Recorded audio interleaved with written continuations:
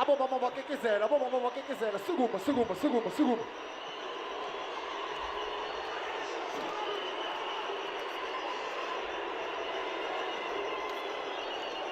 Sanbonan. Niyaphila. Awu siyajabula bandla. Siyajabula uma niphila nonke. Sijabula kakhulu. Ilanga elikhulu leli kufanele sijabule kakhulu.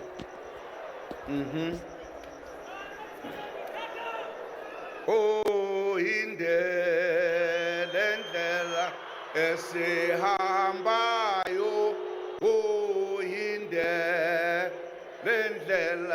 esihamba, oh indlela esihambayo, oh indlela esihamba.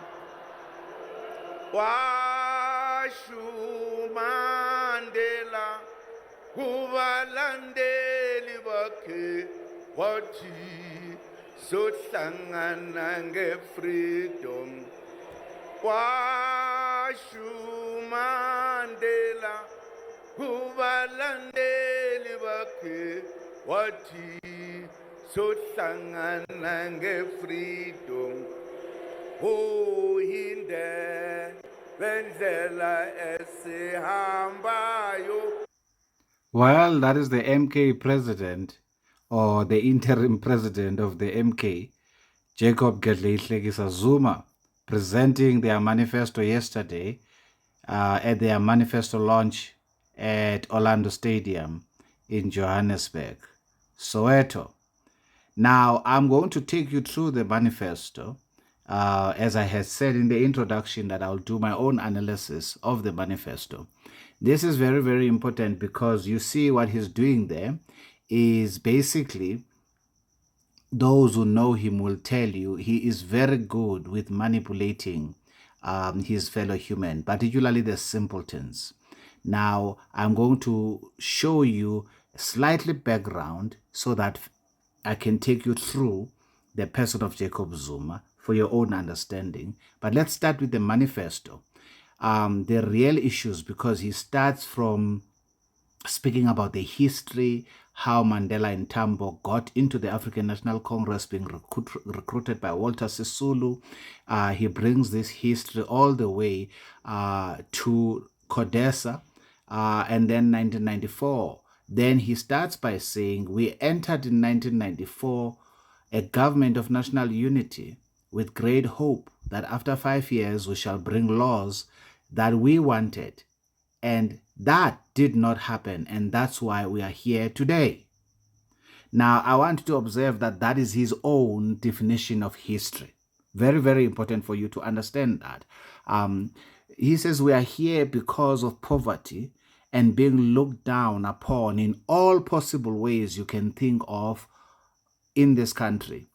He makes reference to his arrest, and then he says the MK party will bring back the reign of Amakosi, because now you are faced with a scenario where chiefs have absolutely no authority over their own people. You are faced with a scenario where the police, if somebody offends, he's arrested by the police. And then someone who's called a magistrate, Umanji, would come and adjudicate over the trial, or some of these highly learned individuals who are called judges. And of course, he does this in a mockery fashion. And he says, and you know what happened with the judges? If they do not like you, they will sentence you to jail. Now, of course, he's talking about the issue of his sentencing when he was sent to jail recently. Well, it's not recent anymore. It's about 2 years or so ago. Now, obviously, Jacob Zuma was sent to jail, deservingly so, because he disobeyed the law. Let's hear what his senior in age and former comrade, who was the head of the spies of the Mkhonto Wesizwe, the initial Mkhonto Wesizwe, has to say about Zuma's arrest. Listen to this. over 160,000 registered prisoners in South Africa. Former President Jacob Zuma woke up this morning in a cell, and he starts his 15-month prison term. Where Zuma is serving time, well, like Zuma, Ronnie Kasrils also fought hard against apartheid, and he joins us now for comment on the former freedom fighter's incarceration. Mr. Kasrils, I know that you are not well. You are struggling with COVID, and I can't thank you enough, and I'm going to keep this short. We're sending you a lot of strength from the whole team.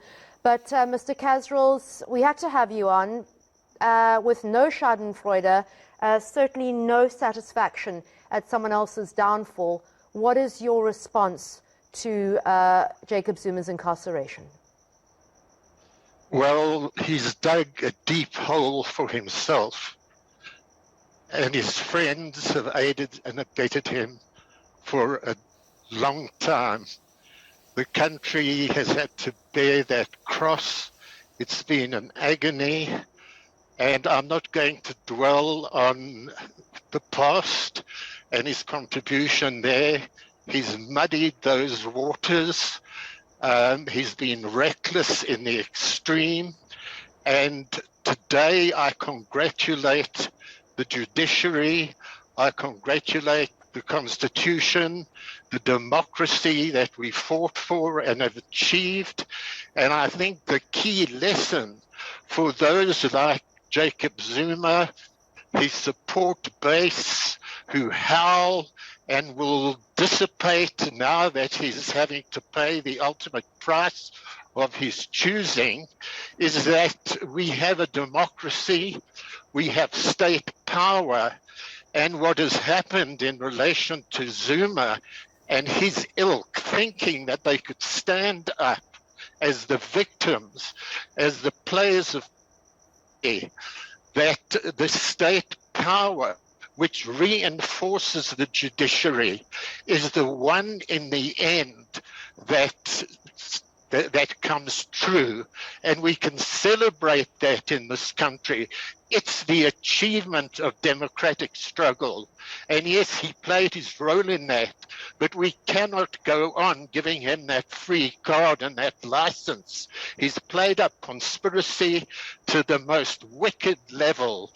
And I do sympathize. However, he's in for, I would say, quite a comfortable incarceration. We've seen what happened to the likes of Shabir Sheikh and Jackie Sadibi in the past. I don't think that we'll see Zuma suffering indignity for these months ahead. I think they'll give him a very soft landing, and from that point of view, I do not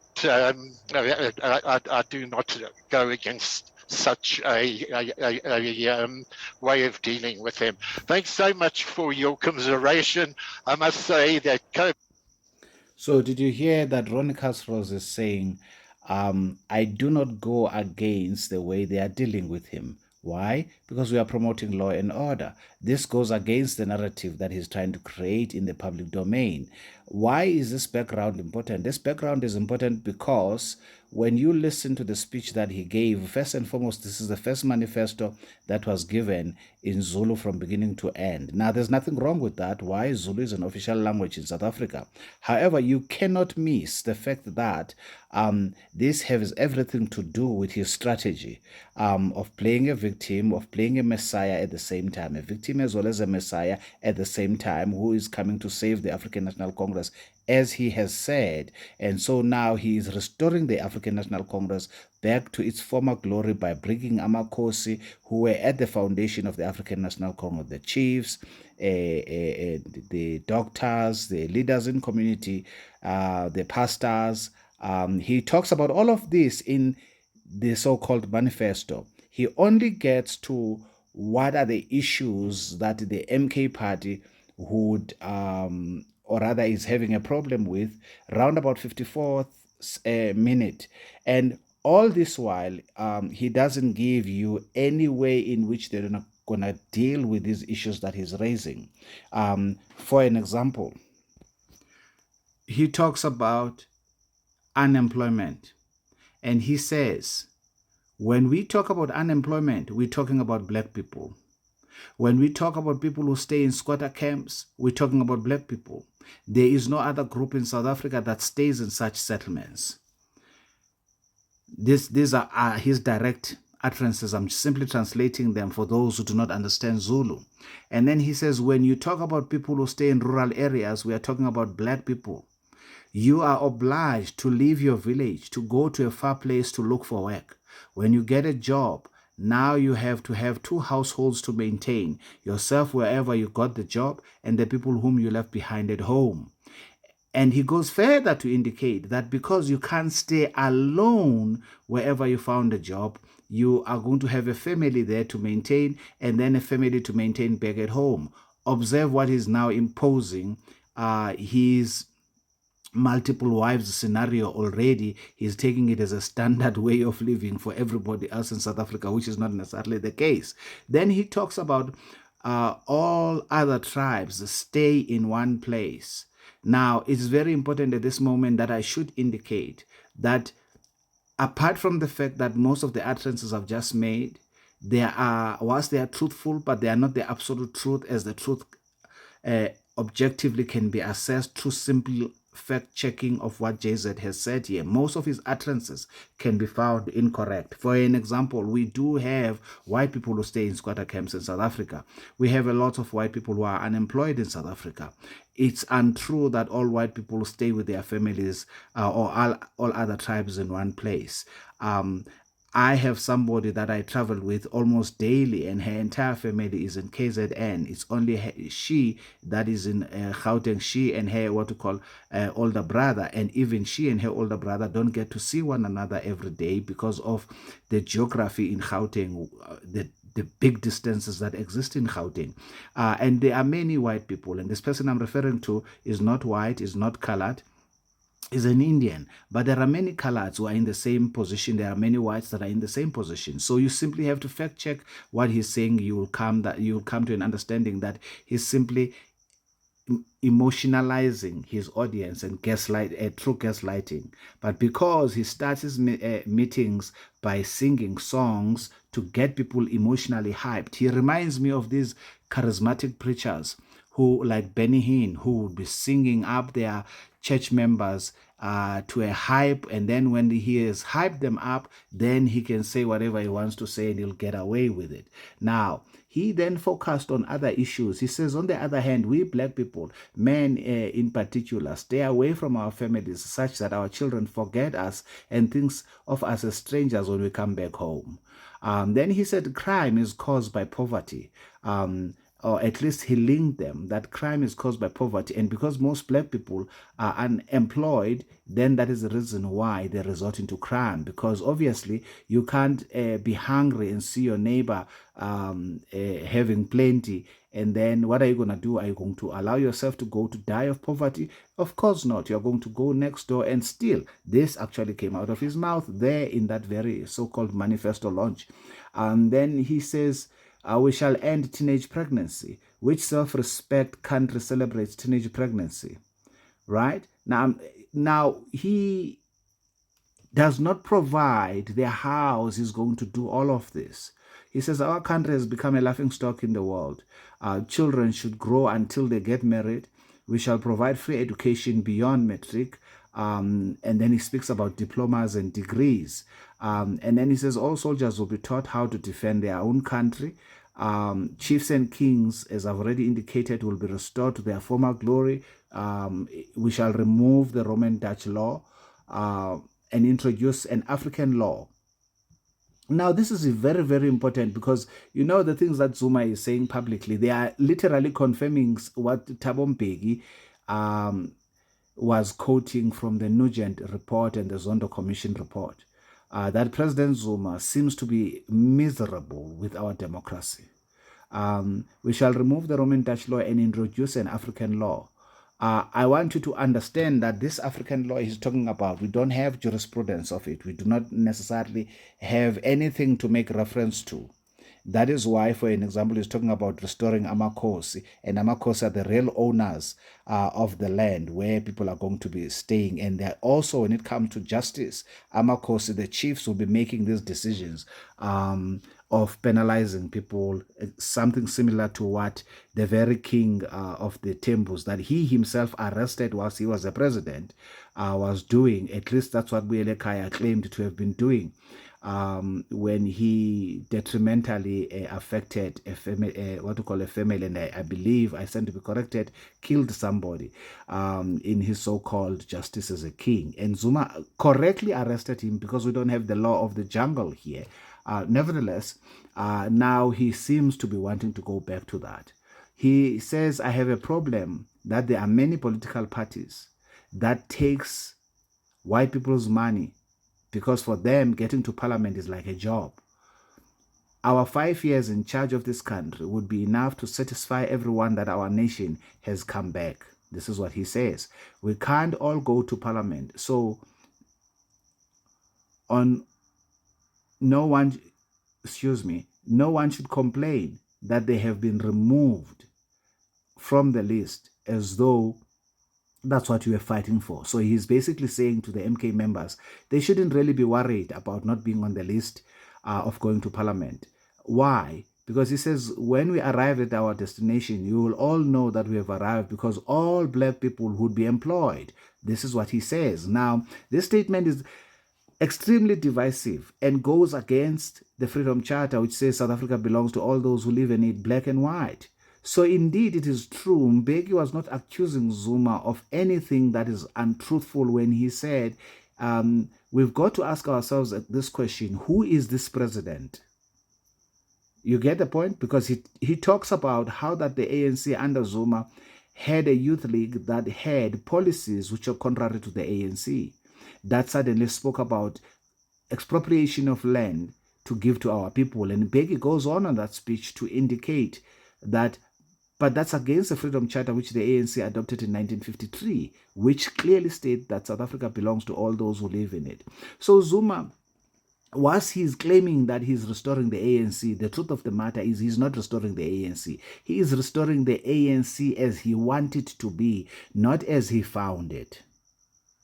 This is very, very important for people to understand.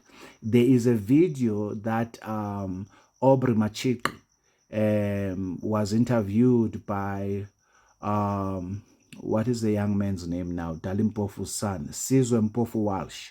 And in that video, Aubrey unpacked the dynamics of the person of President Zuma and how that he got away with, when he was fired by Thabo Mbeki, to stay outside being disciplined by the ANC by creating a parallel structure. He's doing exactly the same thing with MK, to stay away from being disciplined and dismissed by the ANC by creating a different structure that will allow him and legitimize him instead of facing disciplinary charges within the African National Congress and be dealt with as an ill-disciplined member that he is.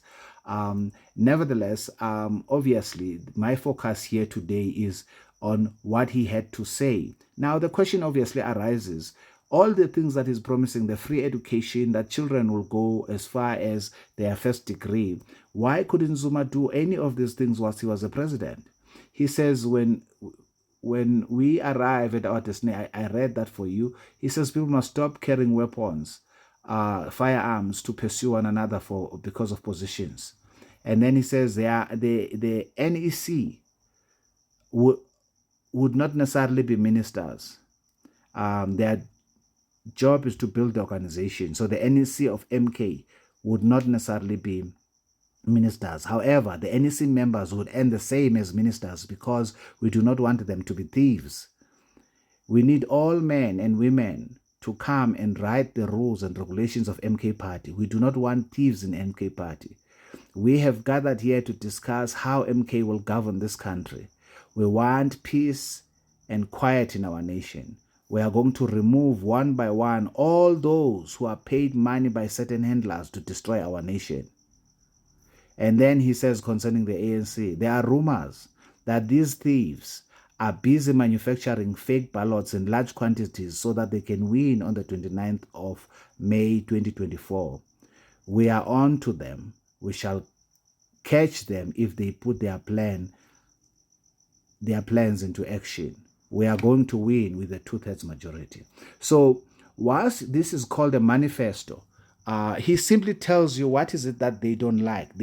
In some of the things, of course, as a reasonable, prudent person, you'll be amenable to them, such as teenage pregnancy, because that is how you perpetuate a cycle of poverty. So you would agree with it. However, the question is, how is a president of a country going to end teenage pregnancy? Are you following me? In a democratic state? It's a very, very good question, because the only way you can do that is by introducing indeed the system he seeks to introduce, which is not a democratic process of having a Marcos and having all girls being checked whether they are virgins and all that. And this at times can be done to what to call can be, there's a word I'm looking for. It's intrusive against people's privacy, right to privacy. You understand? Now, I'm not saying this because I'm trying to bring down anybody's traditional culture, but I'm simply saying that South Africans are not a monolith. Even black South Africans that he claims to be representing are not a monolith. They don't have the same way of thinking. They don't view things alike. For example, people like me, Jacob Zuma refers to them as clever blacks. So Jacob Zuma labels everybody he doesn't agree with. So you can see now where Julius got all his tendencies. He certainly was a good protege of Jacob Zuma. Let's just look at another clip which further describes how manipulative the person of Jacob Zuma is, and also to remind you the reality of the person that we are dealing with here, so that we can cement it in our minds that all the things that he has said in this so-called manifesto, he is certainly not going to do them. Why? He had 10 years as a president, 2 terms as a president. He never ever did any of the things that he's now claiming that he certainly will do. Okay? He never said anything against the policies of the ANC that 12-year-olds must abort this without even letting their parents know about it. He never said anything about the removal of prayer from school, which should have been a deterrent for children falling pregnant. He never said anything about restoring power to the kings. Instead, he arrested a king of the Tembus in the Eastern Cape. He never said anything about removal of the Dutch law when he was a president. So all of these things that he's now singing from a particular hymn sheet that is going to remove, at the time he was a president, he was never really interested in removing them. And the question is why? Can you trust a person like him? Why would you trust a person like him? Listen to this. Now, Ronnie Kasrils wrote a book named The Simple Man. And this is an interview that he had concerning that very book. And in this book, he authored this book about Jacob Zuma. Listen to this. Let's listen in. Ages. And, in terms of when you... A Simple Man, Kasrils, and the Zuma Enigma. So tell us why you wrote this book and how did you arrive at the title, The Simple Man? Well, the book's been spinning around in my head for ages.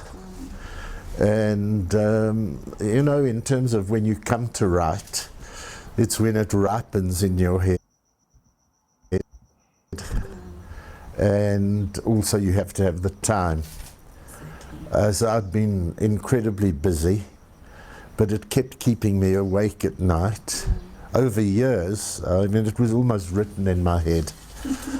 I also, given the complexity of the subject, which on the one hand is Jacob Zuma, but what produced him and the state of the country, and a lot of the conspiracies and intrigues which I deal with, I had wanted to see some of these things clarified, because it's a very murky world, not just the murk in my brain.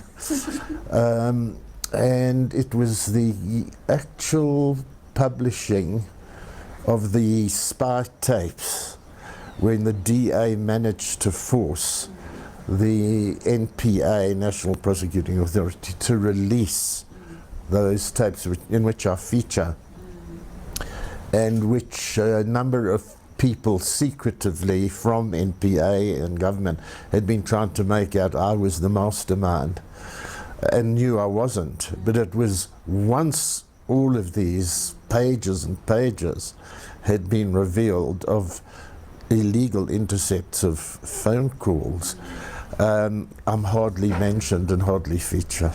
And I needed that rather than to say, you know, I'm honest, I didn't do anything.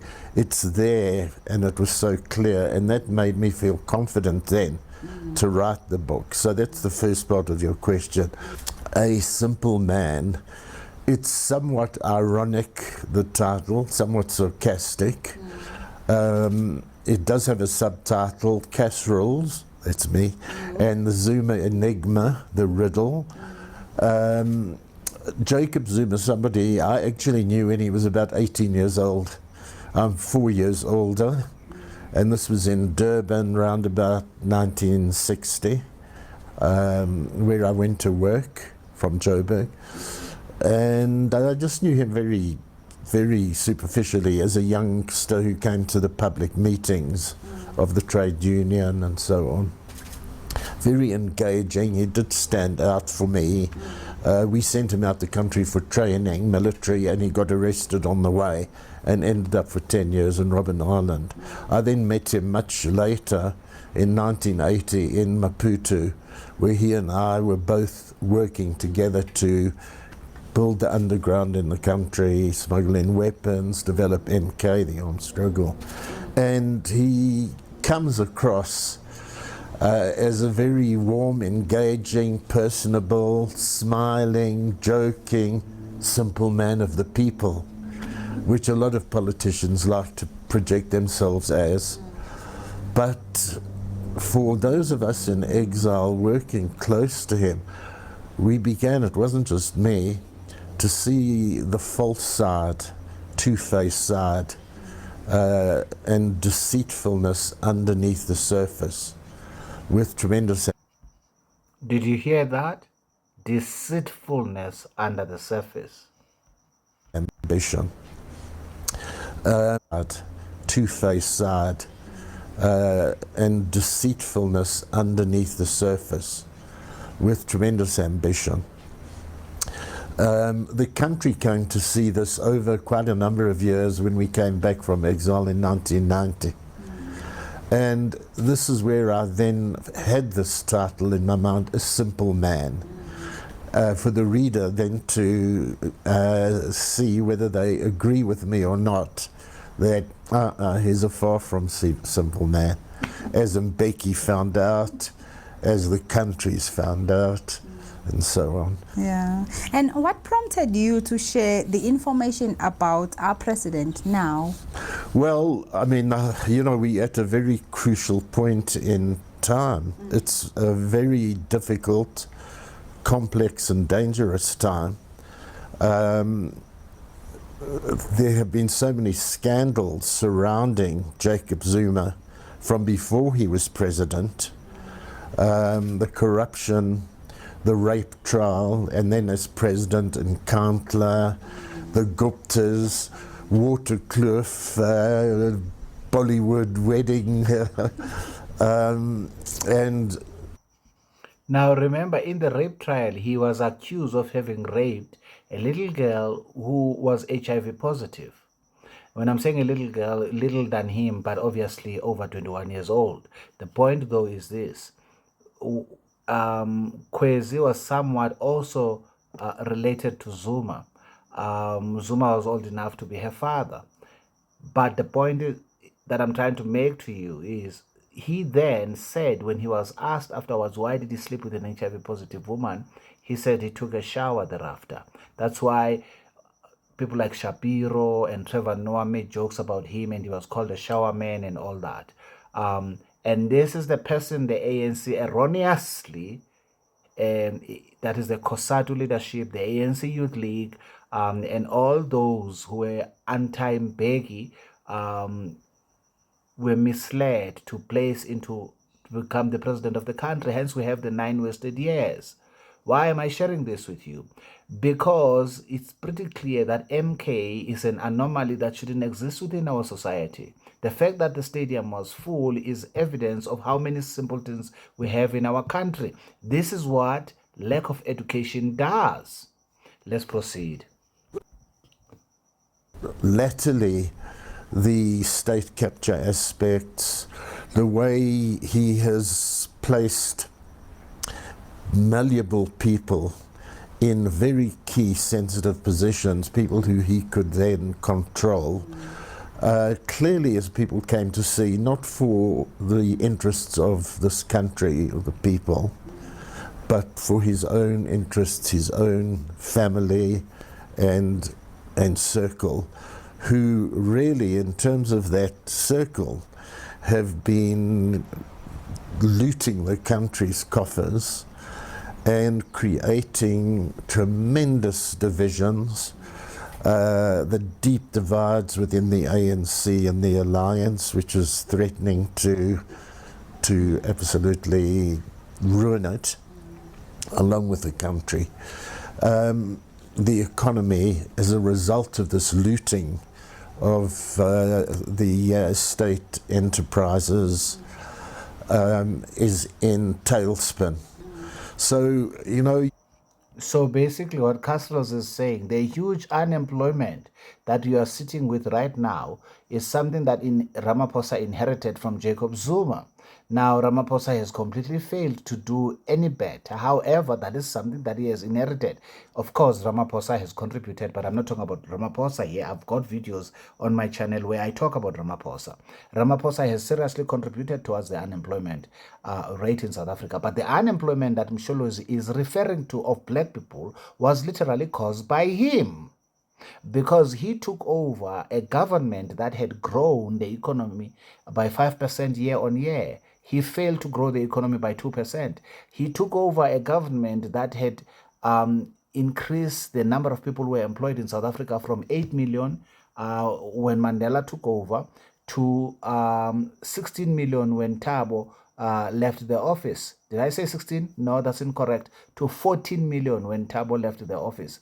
So, which was what? A good 6 million increase from 8 to 14 million. That was a good 6 million increase. But since Thabo left the office up until now, there's only been 2 million addition. And that is from Zuma to the first term of Ramaphosa, which has been 15 years in total. There's only been 2 million jobs, meaningful jobs that have been added. Hence, I'm saying, of course, Ramaphosa has also contributed immensely. Nevertheless, why am I sharing this? I'm sharing this because I'm trying to show you that everything, as Kasrils is saying here, that Zuma does is not for the sake of the country. Zuma is not a patriot. He's the most selfish individual you're going to come across. Listen to this. You sit back with all this information in your head, and people say, why not earlier? Well, there's a timing factor. It's also when you find that the story is gelling in your own head. And I then felt, I've got to speak up. I've got to really lay it bare to the country. People who see these things in him but haven't connected, as Pravin Gordon has said, the dots. I've been in such a strategic position from all those years in exile to being the head of the intelligence services, which became highly politicized, some big factions servicing Zuma himself, which led to the removal of Mbeki and so on. And I love this country and people, and on that basis, if I've got some truth, some facts to put before the people of this country, then I feel I can't take that all to the grave with me. And what do you hope to achieve by revealing these truths about our president? Well, knowledge is power. Awareness is power. There are many people who are just confused or not sure. I'd like to add to that. He says knowledge is power. I would say knowledge applied is power. Because you see, what's the use of us knowing this and still going out and voting for Jacob Zuma? because that's exactly why we had the 9 wasted years. That's why South Africa took a wrong turn. That's why racial relations in South Africa were destroyed, because you have a president who was training the current crop of the EFF to be racist to the core as they are. But don't miss the fact that he is speaking the same language as they do. He is talking about taking the land and giving it to our people. That language, clearly the EFF got it from his lips. He is talking about black people being employed. How about the rest of the other people that are in this country? So he has no interest in the current democratic dispensation. So he wants to dismantle it. That's why he wants a 2/3 to change the constitution and to change our way of life, basically. Right? As though there was something wrong with it. There's only one thing wrong with it, which he has gotten right, that the high unemployment rate, which he created with the 9 wasted years, and then Ramaphosa added to it, that is the reason why there is a high crime. So that means it is his government that created the high crime rate in the country, because he correctly asserted by himself in this very launch of the manifesto that the unemployment is directly linked to the high crime rate in our country. And he says when you talk about unemployment, you're talking about black people being unemployed. But he is the one who ran a government with policies that were anti-white, that were anti-investment.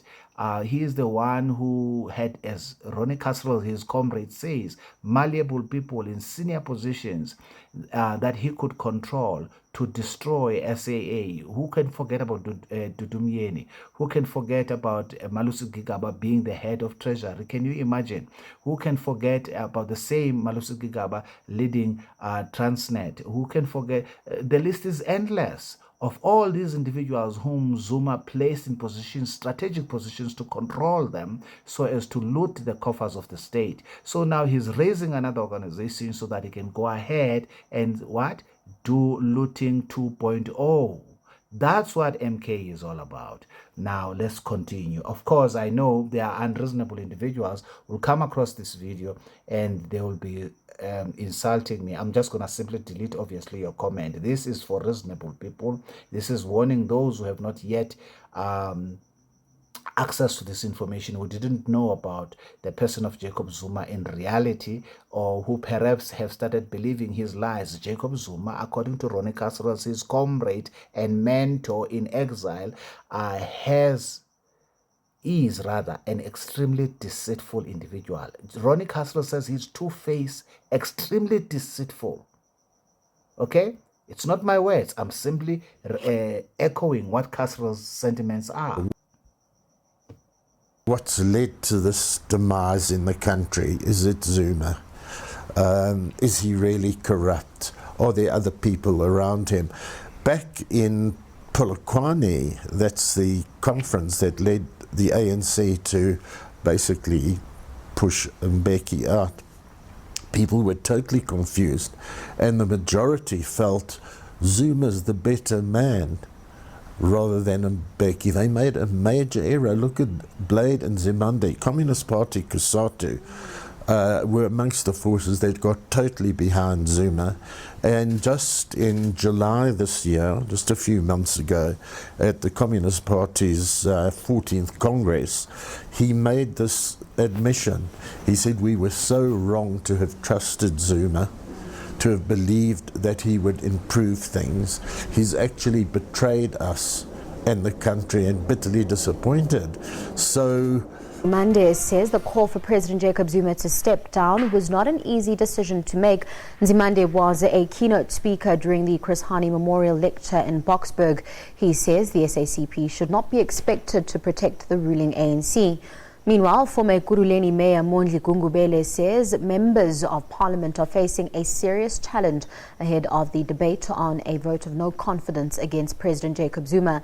He was speaking at the Chris Hani Memorial Lecture held in Ekurhuleni. Reiterating the call for President Jacob Zuma to step down. They have come to a very difficult decision to say the president must step down. It's not something that we took lightly. It's because we were of the view that part of dealing with some of the problems that we are having He must assist us by stepping down.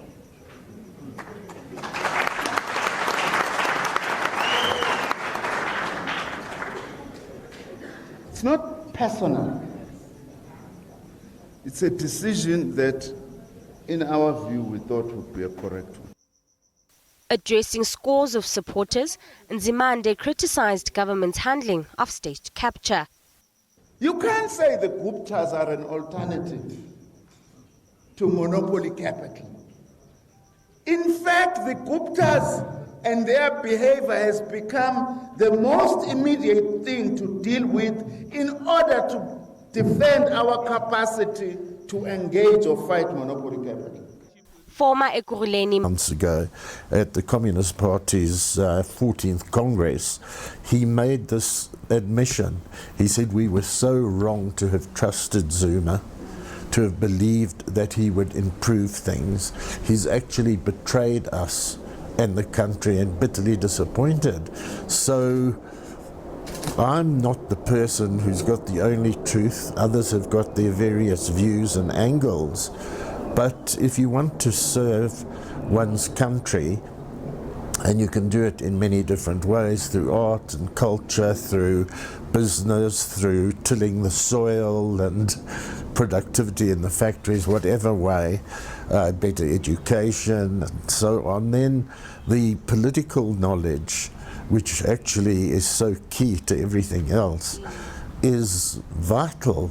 And in the book I want to warn people not to have trust in a particular individual, a particular figure who might be very charming on the surface, man of the people, woman of the people, whatever we want to say, that we must have a much more open and transparent approach to where we are able to determine as the populace the credibility or not of an individual. What are their credentials, rather than simply having somebody foisted upon us by a faction in the ANC that decides out of, say, 4,000 or 5,000 people, delegates of conference, there's big discussions, and maybe 3,000 decide in favor of one person. And, you know, in the end you can end up with a Robert Mugabe, a Jacob Zuma, etc. So I'm hoping to stimulate thought and ideas about how best to govern the country, the whole question of governance, the issue of our economy, and how we should organize our economy. And this is very important. What Mr. Kasrils just said here is very, very important. It talks to something else, which I guess is a debate for another day, how we elect the president of the country. Because to have the 4,000 delegates of the African National Congress going somewhere and be bought the way it is said, alleged that they were bought in 2017, and then you come up with a person to be a president simply because he had $1 billion to give X amount of money to every delegate member, which is what is alleged Cyril did to become the president, is problematic. And also the citizens of the country did not vote for that person, and therefore that person does not owe allegiance to the country. He owes allegiance to a political party. I know it's a debate for another day, but it's very relevant here because Jacob Zuma is the one whose face is appearing in MK's party's vote in the ballot paper. That's his face that will be appearing there. And if indeed, God forbid, if it were to happen that they were to get 2/3 majority, which I don't believe they would, but if they were, then indeed he would become the president, because the first thing they would do is to change the very limit terms that are in the constitution. Hence, it's very important to hear what Kasrils is saying here out objectively, where he says you can end up with a Zuma or a Mugabe. The point is this: certain individuals because of their populism, because of their charisma, are able to deceive many. That is why I also showed you the video where Blade Nzimande was calling for his resignation. I couldn't find where he expressly, but he did say it. Kasrils is not lying. Where Blade was saying we were deceived by Zuma, is such that for the time of my recording this video, I could not find that video. However, the one that I could find is the one that I played for you. And he's not the only one. Vavi is also on record saying the same thing. Julius Malema is also on the record saying the same thing, that they were deceived by Zuma, and he apologized to Thabo Mbeki for what happened in Polokwane. So the point I'm trying to make is the comrades, the group of the individuals that were gathered in the stadium yesterday, how are they not being deceived by the same individual? Why are they allowing themselves to repeat history? Because not so long ago, 6 years ago, Jacob Zuma was the president in this country. And what did he do? Did he ensure all the things that he claims now he will fix? Did he ensure that all children only had babies in marriage? Did he ensure that there was no teenage pregnancies? Did he ensure everything that he speaks about in the so-called manifesto? Because remember, here he's identifying problems. He's appealing to people's emotions, thereby gaslighting them. Hence, he is unable to put on the table what would be his solutions because he doesn't have any. He was the president for 9 years. That's 2 terms, good people. 9 full years until he was removed. And why was he removed? Because his hand was not only in the cookie jar. He took the cookie jar. It's like I normally say his organization is not only stealing the eggs of the goose, they took the goose themselves. In fact, this I borrowed from Gwede Mantashe because he says that's how they steal as the comrades. So I want you to be very, very careful. I deliberately listened to the entire 140-something minutes of the MK so-called manifesto launch so that you don't have to. It's very, very, you can listen to it if you want to. If you understand the language, you'll find it to be empty, to be nothing but race hustling, which is exactly what Julius Malema is doing. So you can see where Julius got all of that from, because Zuma's utterances are extremely divisive. They seek to divide people of this country based on their color. That is why the language of his choice to deliver the speech amongst people who are Tswanas, Pedis, Vendas, Sutus, Xhosas, Zulus, his was to deliver that speech in Zulu. That on its own is divisive. A person who seeks to unite the country will speak a language that everybody, or at least 80% of the people present there, would understand. This is very important.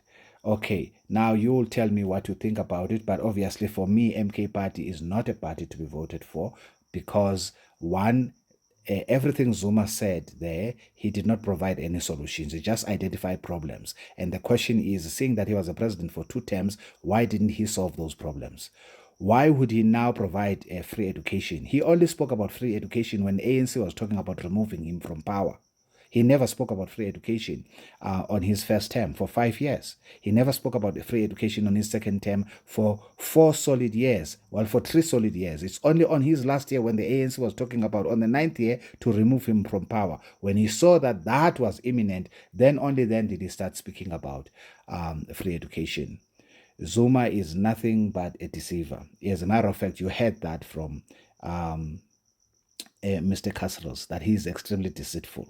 The same Kasrils on a different video tells a story how Oliver Tambo had indicated that Zuma should never be allowed to ascend to power. And he gives his reasons, which makes a lot of sense. And as a matter of fact, you can hear those very reasons proceeding from Zuma's lips when he addresses people. Listen to how he talks about men and women.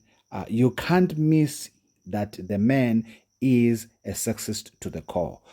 How he references women and how he talks about women. And this is something that Ronnie Kasrils in a different video, which again I couldn't find because I wanted you to see that for yourself. Because Oliver Tambo was a president of the ANC around about 30 years, had indicated to Kasrils, according to Kasrils, of course, I'm taking Kasrils' word for that, that Zuma was a tribalist and also a sexist. He would divide this country along those lines. Nevertheless, My view is MK Party is not worth the paper that it is written on, because its leader is corrupt to the core. He should have stayed in jail a little bit longer. You tell me what you think down below. If you don't have an argument, please do not come with insults, because obviously as a moderator, I'm going to delete them. So just simply comment on what do you think. Do you think there is a possibility of all the things that Zuma claimed there that he would actually do? Or he's once again on his trail of dividing the country in order to rule it? A divided South Africa. We need hegemony here.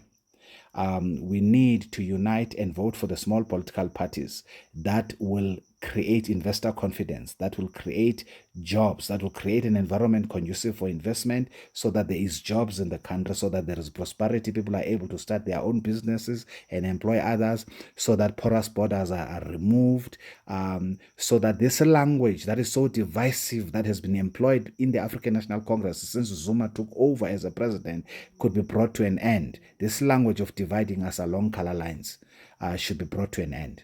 What do you guys think? Those are my views on the matter. That's my assessment. It's not worth the paper that is written on. All the promises he's making is nothing but gaslighting the populace. Ciao, ciao. See you on the next video. Bye for now. If you have not yet subscribed, subscribe to Mzansi and USA News. Bye for now.